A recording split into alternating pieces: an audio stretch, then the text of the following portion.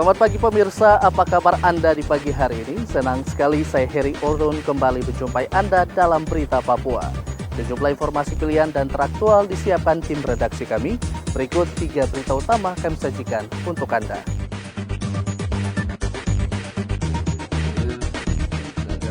Selundupkan sabu-sabu dari Makassar, seorang penumpang ditangkap polisi di Bandara Rendani, Manokwari. Polisi pastikan situasi di Intan Jaya kembali normal pasca penembakan tentara dan tokoh agama. Tolak pasien COVID-19 dikarantina di puskesmas. Puluhan warga kampung Muare, Mimika, blokade Jalan Mapuru Jaya.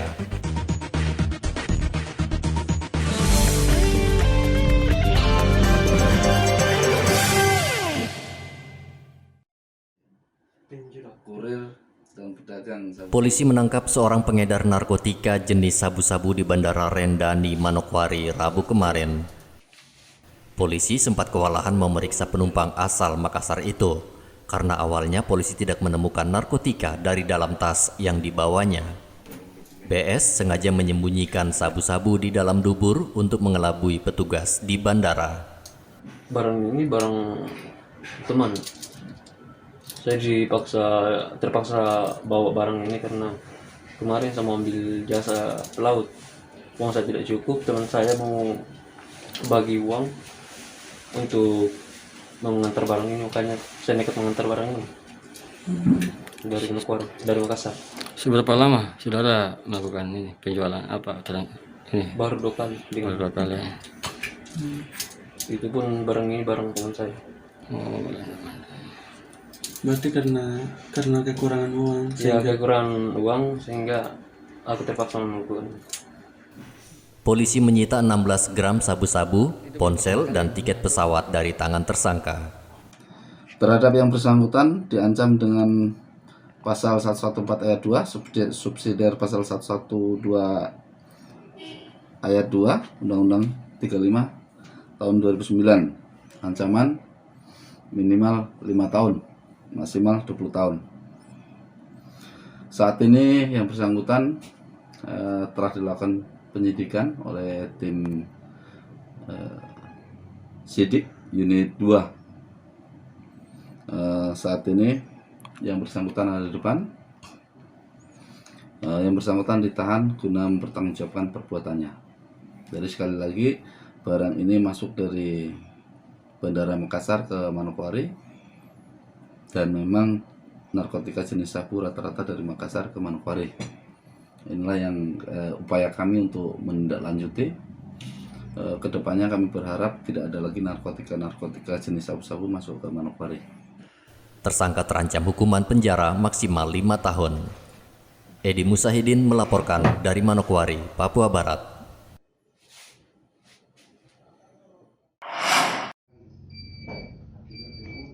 Bupati Intan Jaya mengumpulkan seluruh kepala kampung dan kepala distrik membahas masalah teror yang dilakukan kelompok separatis dalam 2 pekan terakhir ini. Natalis Tabuni meminta seluruh kepala kampung dan kepala distrik waspada, namun tetap menjalankan aktivitas pelayanan masyarakat seperti biasa. Tadi juga kami sudah himbau bahwa di sini sudah hadir Bapak Wakapolda, Bapak Dandim, saya sebagai bupati ada di sini, sudah aman. Kembalilah ke rumah masing-masing. Kalau sudah tahu begini dari dalam, kita tidak akan lakukan tindakan-tindakan yang bisa mengganggu keamanan.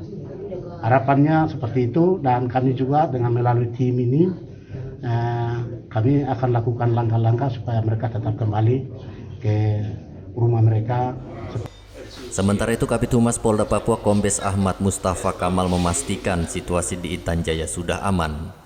Polisi dan tentara telah menggelar olah tempat kejadian perkara di distrik Hitadipa yang menjadi lokasi penembakan 2 prajurit dan seorang pendeta. Di Kabupaten Intan Jaya pasca terjadinya rangkaian pembunuhan baik terhadap masyarakat dan TNI itu saat ini alhamdulillah cukup kondusif, dan Bupati sudah mengundang beberapa tokoh masyarakat termasuk Korpinda untuk menyelesaikan permasalahan-permasalahan yang ada di wilayah tersebut.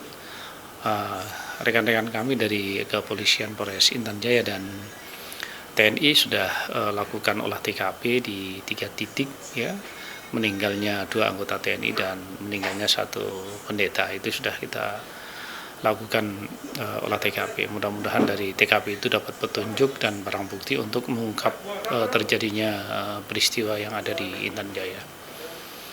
Sedangkan saat ini situasi alhamdulillah puji syukur untuk Kabupaten Intan Jaya cukup kondusif. Aktivitas masyarakat sudah kembali netral, ya. Penembakan 2 prajurit, seorang warga, serta seorang tokoh agama di Intan Jaya terjadi pada 20 September lalu. Kelompok separatis menembak prajurit dan warga saat melintas di Jalan Sugapa, Distrik Hitadipa. Hendra melaporkan dari Intan Jaya, Papua.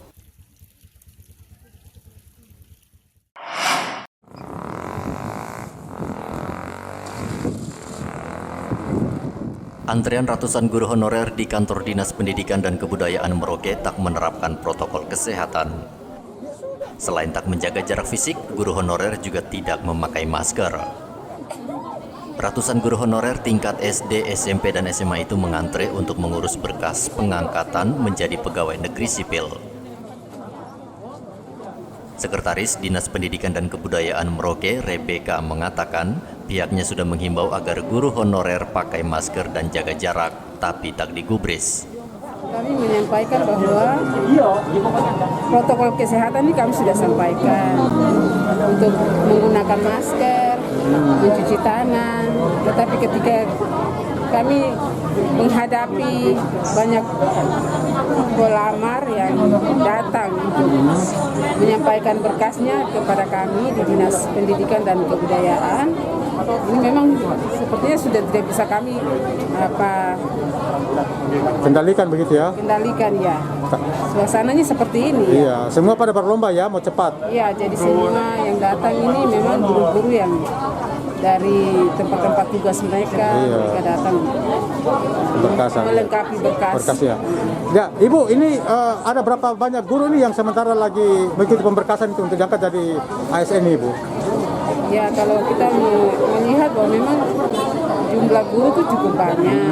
Kalau yang kami sendiri dari Dinas KPR itu sekitar 660. Sementara itu, guru honorer Dinas Pendidikan Suwarni berharap pemerintah pusat menepati janjinya untuk mengangkat tenaga honorer menjadi PNS. Ya, sangat senang sekali ya. Begitu. Mudah-mudahan dengan adanya ini kita bisa diangkat semua. Gitu. Ibu, selama ini sudah berapa kali sudah pernah ikut tes? Sudah, umurnya sudah lewat, Pak. Jadi sebelumnya itu pernah tes juga? Pernah. Berapa kali, Ibu? Kan sudah lama nggak ada tes, Pak. Kayaknya dari lulus sampai ini baru 3 sih. Gitu. Ya, senang, mudah-mudahan saya dan teman-teman semua yang ini bisa menjadi ikut salah satu dari program ini. Program ini ya. Nah, berkas apa aja yang dipersiapkan ini, Bu? Berkasnya seperti daftar gaji, daftar hadir, terus ijazah, sama surat keterangan aktif. Gitu. Iya. Data Dinas Pendidikan dan Kebudayaan, guru honorer yang mengajar di seluruh tingkatan sekolah berjumlah 660 orang.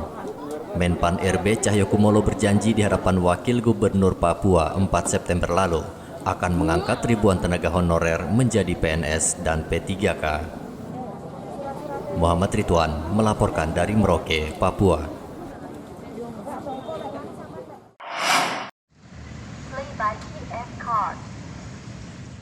Seluruh sektor ekonomi terdampak pandemi COVID-19. Salah satunya adalah usaha jasa penginapan. Pandemi COVID-19 membuat pendapatan pengusaha penginapan di Merauke jeblok. Sejak Maret lalu, penginapan Lili yang berada di Jalan Wamanggu, Merauke sepi, bahkan dalam sebulan hanya 1 tamu yang menginap di penginapan ini. Menurut pemilik penginapan, untuk menutup biaya operasional yang tinggi, pihaknya terpaksa merumahkan sejumlah pegawainya. Pengunjung itu kadang-kadang 1 minggu tuh cuma 2 kali, 1 kali itu pun kalau ada. pemasukan sangat turun. Turun ya, sampai berapa persen ini kunjungan tamu di penginapan Bu Haji ini? Ya kurang lebih 60% ya. Nah, bagaimana menutupi operasional penginapan Bu Haji ini kalau seperti itu, Bu Haji? Ya kita akhirnya kembali lagi kita kerja sendiri. Gitu. Terus anak-anak yang kita rasa terlalu ini, saya kasih keluar. Istirahat dulu ya. Istirahat. Nah, selama pandemi COVID ini, lalu apa kiat-kiat Bu Haji untuk artinya tetap tamu bisa datang itu? Mungkin adakah promo-promo tersendiri? Ada, suka saya bilang kalau seumpama kalian datang, ya setiap satu kamar itu saya kasih supir yang bawa. Oh gitu. Saya kasih fee sama mereka. Ada fee mereka ya, untuk dari supir-supir yang ngantar dari luar ya. Kalau untuk ini sendiri Bu Haji, soal kamar gitu ada penurunan harga apa tetap saja? Kalau mereka tawar saya kasih. Oh gitu. Sampai biasa penurunannya sampai berapa persen Bu Haji dari harganya? Saya kasih itu kan macam 2,5, kadang-kadang mereka tawar-tawar ya saya kasih 200, 20. Oh gitu. Lili juga berharap pandemi COVID-19 segera berakhir agar usahanya dapat kembali normal. Muhammad Ridwan melaporkan dari Merauke, Papua.